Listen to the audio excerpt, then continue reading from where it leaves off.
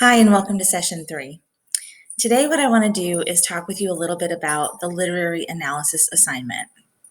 This is a big assignment, and I usually encourage students to spend some time getting started on this early in the week. It can be a challenging paper to write, and so I wanted to give you some helpful tips to help you get started. Okay, so I'm here on session 3 to kind of show you some things to look for. Okay. So this link here, reading and writing about literature, is going to be very important. This is a chapter that CCU has published on there from a different resource other than our textbook, and it's going to explain to you really the important elements of a literary analysis paper, how to find your evidence, how to evaluate the literature, and then how to begin formatting the paper. You have 2 choices for a short story to read this week. You can read The Necklace or The Gift of the Magi. Both are great stories. And what you're going to be doing is analyzing the story. And so what I mean by that is you're going to be evaluating it and making some decisions about it, using literary terminology and formulating an opinion, right, about the piece, okay? Beyond just it was great or I hated it or it was boring. You want to dig deep and find something meaningful connected to the literature. So that's why CCU has also included this 10 important literary terms. Okay, that's going to review some key terms about literature, plot, characterization, setting, theme, all those pieces, because you might want to talk about one of those in your paper. And then there's a list of questions here that sort of help you get started thinking about the literature. I do caution students, because this is titled Literary Analysis, sometimes students think that if they just answer that list of questions, that they've done the analysis. That is just a starting place. Those are just some questions to get you thinking, but that is not the literary analysis. Okay, the literary analysis comes when you've read the literature, you've thought about it, you've created your own thesis statement, and then you've written a 5-paragraph essay explaining your thesis. Okay, you'll notice I've posted an announcement with some sample papers as well as a PowerPoint presentation that I kind of just want to talk you through a little bit. So when we get started on the literary analysis, what you want to do is read the material at least 3 times. I know that sounds like a lot, but I usually encourage students to read it the first time kind of early in the week and just let the story kind of simmer in your thinking. See how you feel about it, and then go back maybe a day later and read it again and see what else you notice. But you want to underline keywords, look for repetition, circle any points made by the author, look for the main point or the theme, identify literary techniques like imagery or conflict or characterization. And then review those notes. What are the literal meanings of the words? What facts have been presented? What main points have been made by the author?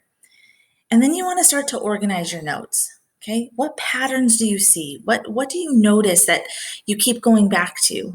Maybe you want to make an argument about the writing style or the way the author uses symbolism or imagery or the way it makes you feel as a reader. But you want to try to begin to create a topic response about the short story, and that becomes your working thesis. Okay, so if, for example, if I were to read a story like David and Goliath in Scripture, I might say a thesis statement would be that David and Goliath creates a timeless theme of good conquering evil. That would be my argument, perhaps, okay? That's a good example of a working thesis. Obviously, I need to keep tweaking that and work on it. But my paper would prove then how David and Goliath is a classic story of good conquering evil. Then you're going to outline, okay? I realize I'm moving through these kind of quickly, but this will all be posted also in the announcement all week, so you can go back and look at these. I encourage students to either do a traditional outline. It might help you to do like a mind map or a web, where you kind of write down some thoughts you have about the story, then pieces that connect with it. Or you might want to create a chart about the characters or the conflict, and then go back to the text and look at it again and think, which parts of the text support the things I'm trying to say about the story? and then you put it all together and you start writing it, okay?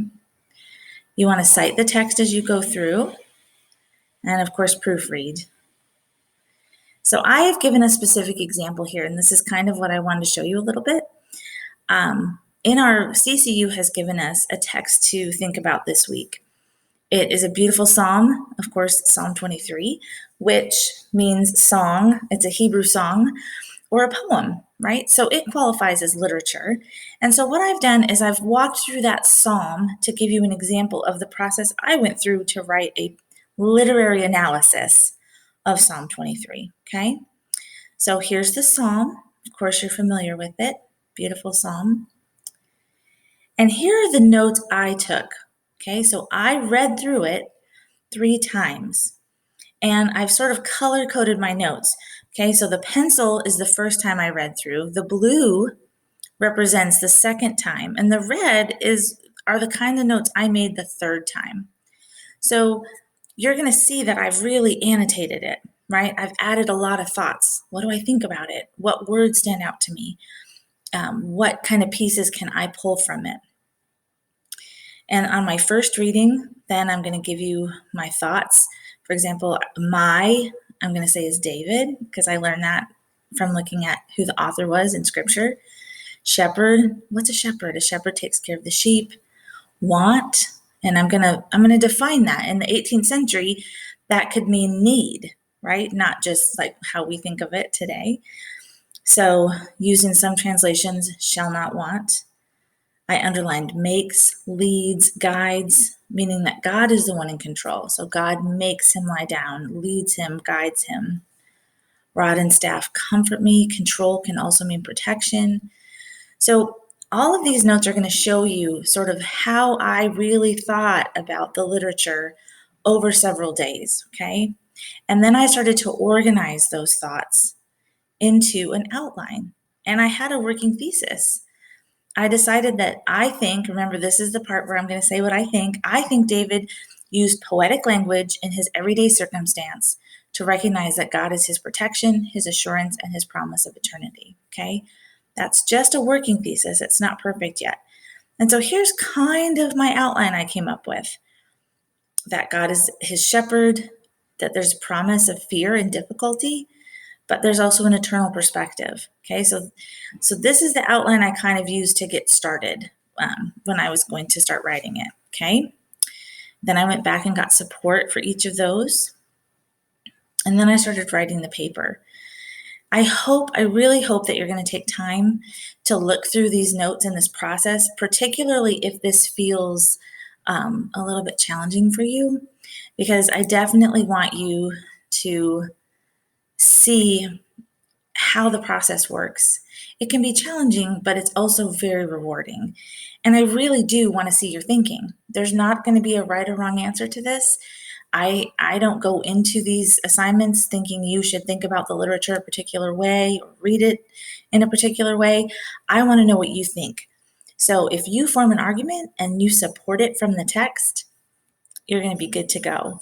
So in addition to this presentation and the sample paper that goes with it, I'm going to also post 2 sample papers from a different short story called The Story of an Hour by Kate Chopin.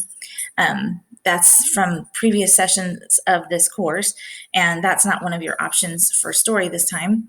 But I just think sometimes it's helpful to see, sample papers. The samples aren't perfect, okay? So I don't want you to think, like, if you notice errors, I don't want you to think, oh, well, she gave this as an example. They're papers that do a good job making an argument about the literature, not just summarizing the story, okay? So that's the trap a lot of times that students get into, is they want to just summarize the story, and we want to avoid that. I don't want you to retell me what's in the story. I want to see your thinking about the story, and I want you to make an argument. So again, I'm here to help if you have questions, and I look forward to reading your papers this week. Take care. Bye.